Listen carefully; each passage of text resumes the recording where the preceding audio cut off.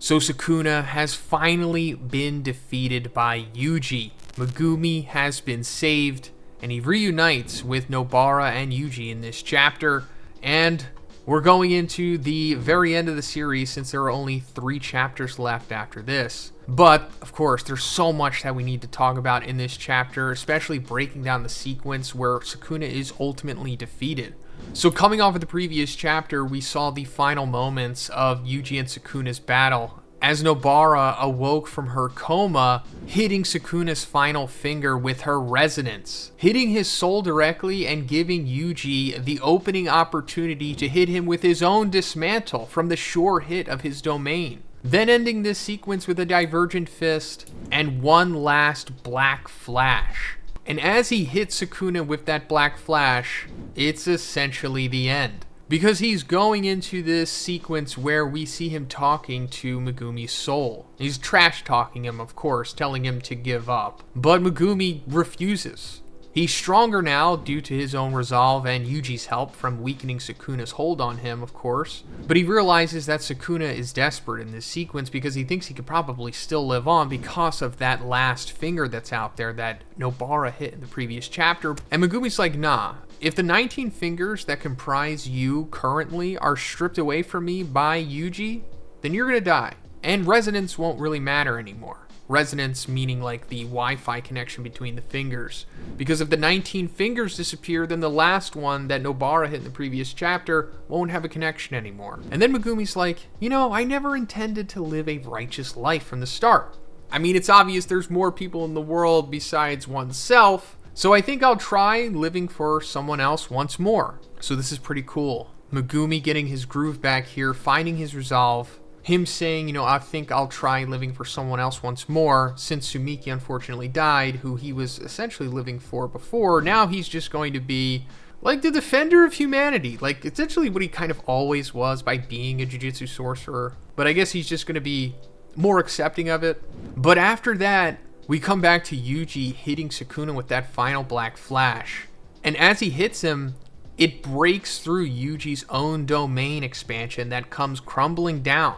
With Sukuna coming off of Megumi, finally freeing his body. And Sukuna is like this monster flesh curse thing. He doesn't even look like a human anymore. And I guess this is what is comprised of the 19 fingers and whatever other special jujitsu that Sukuna is doing. Because after he defeated Gojo, and he was about to fight Kashimo, he suddenly was able to activate his Heian era transformation, because before that, obviously, he was just in Megumi's body. And then suddenly he got huge, got the forearms and the messed up right eye thing, mouth and the stomach. And I guess that's what this is the residual of, this mass of tissue. And it's also dissolving away. And it's coming down to this little pile of flesh with a mouth and an eyeball. That's all that's left of Sukuna now. I guess because he doesn't have his host. He doesn't have a source of power anymore. It's really weird how all of this works, to be honest. Because if you think about it, it's he shouldn't need Megumi in the first place, considering how freaking powerful he is. It's kind of like giving car batteries to a nuclear submarine. It's unnecessary, but in theory, I guess it could kind of power something. But it goes back to what Megumi was saying when he was talking to Sukuna earlier in the soul world.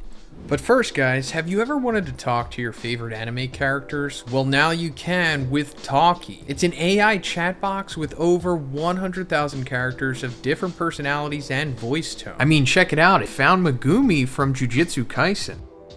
Hey. Hello, I have a Sukuna finger. You do? Where'd you get it? I found it in a bag of Doritos. A bag of Doritos? I highly doubt it was in there. Hand it over. No, it's mine! Runs away. Then after running away from Megumi, I found Luffy from One Piece, who I straight up got into a fight with. Think fast. Throws a fireball. I catch it and eat it in one bite. Now how about that? Firing hockey lightning. I don't flinch. Is that all you got? Activates domain expansion. Whoa! What is this? It's like I can't move. Luffy, you fool. You should have practiced your simple domain. I know, but I don't know what I can do. I'm not good at anything but fighting. What are you going to do to me? Then after beating Luffy, I started to talk to Tomi. I'm not like the others. I've mewed myself into a Stage 9 Sigma Riz Lord. A Stage 9 Sigma Riz Lord? Oh, how entertaining. But if you truly believe that, then I suppose you're not worth my time. So guys, if you want to have fun like I am, you can download the Talkie app for free by using the link in my description. Thanks, guys. Where he's like, if there's a specific way to become a cursed object, getting carelessly stripped off Yuji will mean your death. And it's like, what even is the way of becoming a cursed object? We don't know. We just know that Kenjaku did something with Sukuna and he became like a mummy, and then his soul was transferred to his fingers, and then they were spread out the world, or I guess just mainly Japan, for the last 1,000 years until everything culminated now. And that's another thing. It's like, why did they do this? Why was anything done? How did they meet? Who did what? And considering that we have 3 chapters left, it's probably never going to be revealed, unfortunately. I mean, it'd be cool if in the next chapter we just get one full Hionara flashback chapter.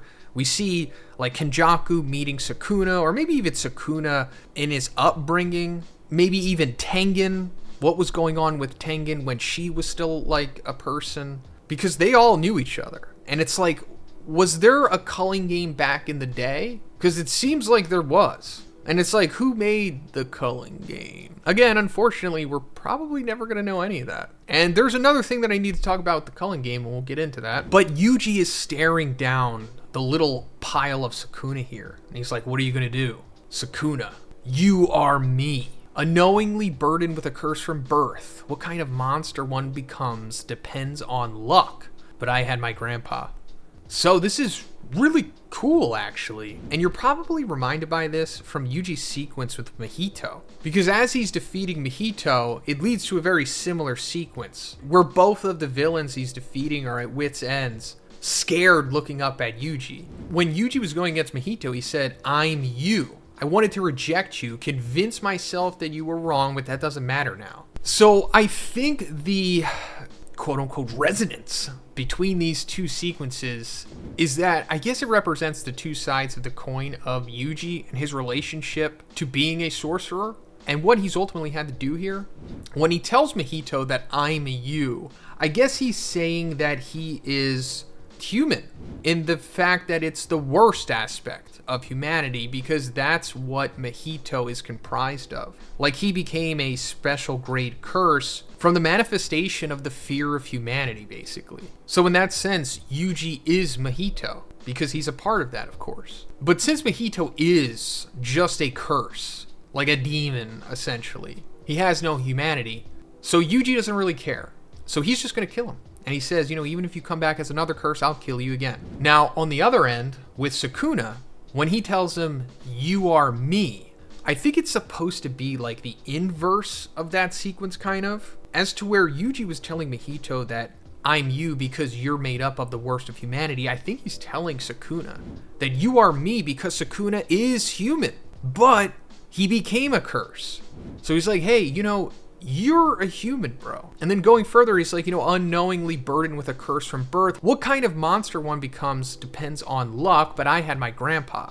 Yuji, cursed from birth, obviously being born as this chess piece in Kenjaku's game. He could have turned out bad in theory, but his grandpa put him on the right path. Sukuna, born with his curse of what? Being a conjoined twin that he ate in the womb? I don't know. We're never going to get the backstory on Sukuna. That's all we really know about him. So I guess that led him to becoming a monster because he looked like that. But why does he look like that? Why does he have 4 arms and a mouth on his stomach? And why does he have the eye thing? Is that a result of becoming a curse? Like when he was transferred to the fingers, did he become a curse? Because he looked like that before he transferred to the fingers. He looked like that in the Heian era. So it's like, why? But I guess the point getting across here is that if he had a better upbringing and more supportive people around him, like Yuji's grandfather, then in theory, Sukuna could have grown up to be a quote-unquote good guy. Also, Yuji's grandfather is related to Sukuna, right? If you think about it, because his son is Jin, Yuji's father, and Jin is the reincarnated twin brother of Sukuna that was killed in the womb 1,000 years ago. So, yeah. But anyway, going further into the sequence, Yuji's like, Sukuna, let's try again. To not curse someone, but to live with someone. Even if no one accepts you, I alone can live with you. So I guess that goes into also what he was saying about, you can have a different upbringing. I mean, it's all for naught now because Sukuna is dissipating literally in Yuji's hands as he's saying that. Like a piece of paper that you lit on fire burning off into the wind. Like, that's what's happening with Sukuna's amorphous lump of body here. But I guess this could be a way of Yuji reverse cursing Sukuna if he is reincarnated. Because it is possible, right? I mean, I don't know if Sukuna is going to come back as a curse again, because we don't even really know what's fully going on with Sukuna. But since his brother was reincarnated, I guess Sukuna could too. So maybe this, in theory, will bring back Sukuna as a better person. I don't know. And in Sukuna's last moments here, he's like, don't look down on me. I am a curse. And then he's dead. So I gotta hand it to him. I like that Sukuna stuck to his guns till the very end. He rejected humanity, accepted being a curse. I mean, he was a better curse than most curses, to be honest. Like, think about it. He's more of a curse than a lot of the curses that we've seen in the series. But ultimately still a human, kind of. But to wrap this up, I'll say that I do like that Yuji is finally having this Nirvana moment where he decides to show compassion, essentially, to Sukuna, right? I guess showing him a human trait rather than a curse trait. And, it's fine for the narrative, and I guess the majority of the audience reading/watching this. But to me, it just doesn't make sense because there is no redemption for Sukuna. He has no redeemable qualities. He is a pure psychopath, and he has only done horrible things in this series. I think the only, kind of remotely altruistic thing he did was not kill Kusakabe and them in Shibuya after he said that he wouldn't if they didn't move. So yeah, there obviously should be no compassion showed to him. He should have just been killed instantly. But that's neither here nor there.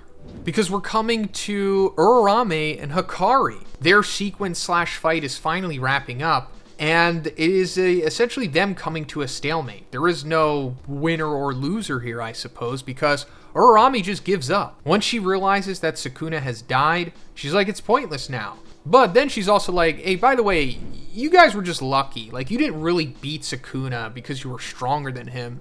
He only lost because of all of these variables with him having to be a cursed object and having to latch on to Megumi and all that stuff. And yeah, obviously that's true. If they fought Sukuna in the Heian era, he would have destroyed everyone here. But that's not the case because, they kind of had to win and the story needs to go in the direction that it does. Then Uraume, I guess, takes themselves out and, becomes ice and just shatters into the sky, similar to Sukuna. So that's the end of Uraume. Hakari kind of just goes along with it. And when Uraume's like, you guys were just lucky, Hakari's like, to me, that's the greatest compliment because, I'm a gambler. That's my thing. So that was a cool little ending sequence for Hakari, despite him not getting a legitimate victory here and kind of becoming a meme for him stalling against Uraume this whole entire final sequence. Also, let me just say it one more time, going into Uraume talking about how, you guys were just lucky. It's technically yes, but also if Gojo and everyone else just teamed up on Sukuna from the start, they would have won. There's no doubt about that in my mind. Higuruma, Gojo, Choso, Yuji, Todo, and Nobara. If they just would have waited to fight Sukuna 20 minutes later than they actually would have, then Nobara would have woken up. So she just hits the resonance, Gojo does his stuff, and then Higuruma hits him with the Executioner Sword. It's over. And then you've got Todo in there, Vibra slapping everyone around. There's no way Sukuna could have won. But alas, it doesn't matter now. Because we're coming into the ending sequence of this chapter where we're just cutting to, I don't know, days later? I don't know how long it's been. But it's after the culling game. And Megumi wakes up. And he's in the same room with Yuji and Nobara. And this is also okay, what happened with the culling game? How did the culling game end? Because I was pretty sure they said that the culling game can only end if everyone dies besides Megumi and Geto, but, Kenjaku died, so it kind of just came down to Megumi.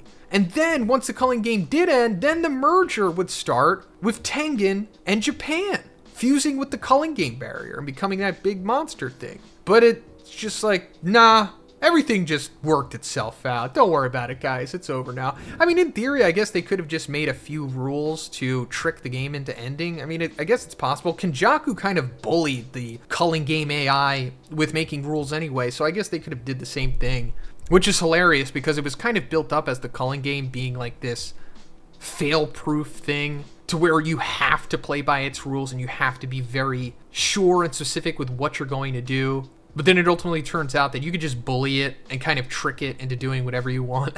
But anyway, the trio here is all catching up with each other. You know, it's been quite a while since they've all been together. I think, man, over 150 chapters maybe. So 140, 150, I'm just taking a guess. But Megumi's like, yeah, I knew that Nobara was alive from feeling the resonance that Sukuna was getting hit with. Totally makes sense. And then Yuji pulls out these letters that was given to them by Shoko from Gojo. So before Gojo died in that stupid plan that they all came up with, he decided to write, I guess, final letters to, I don't know everyone, but at least Nobara, Megumi, and Yuji are getting them. Yuji actually didn't get one because Gojo talked to him directly, and I guess we'll see that in the next chapter maybe, or the next 2 chapters possibly.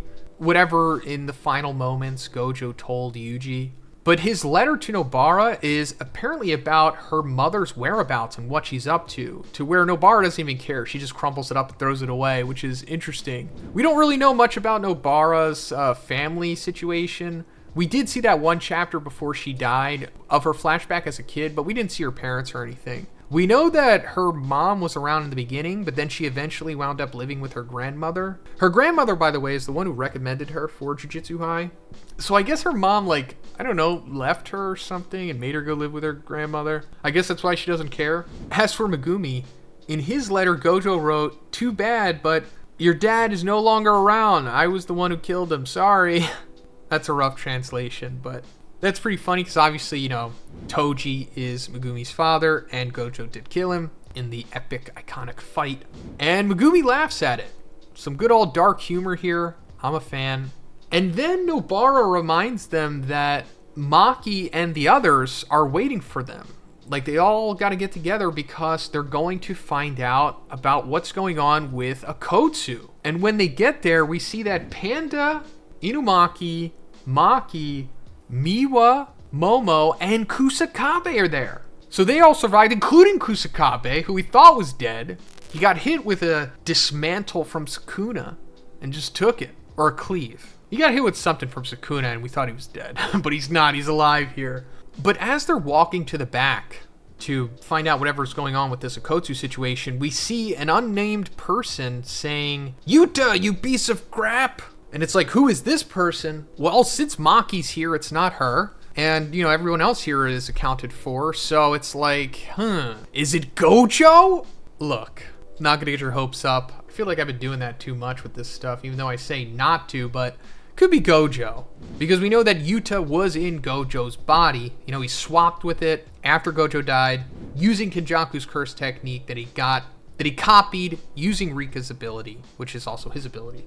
But we also saw Rika, like, holding on to Akotsu's unbrained body, or his corpse at this point, I guess you could say, crying. And we never saw any kind of resolution to that. So this could be what that is. Maybe Rika did something, or somebody did something, or something just happened. Maybe some binding vows were made to give Akotsu his body back, and he could just live. And then maybe the person yelling at him here is Charles, you know, the mangaka guy, because he gave a rib to Rika so that she could copy his curse technique, so they can use it against Sukuna for like that one panel. His premonition future sight curse technique. So now that everything's over, he's like, "Hey, you give me my rib back. You know, I held up my end of the bargain."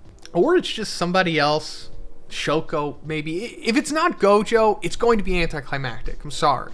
Like, we got Nobara. Should have brought back Gojo instead, but that's just me. But yeah, what do you think's going to happen with this? Is Akotsu alive? Is Gojo alive? Are they both alive? Are they both coming back? That's just too good to be true. It seems like it's going to be Akotsu.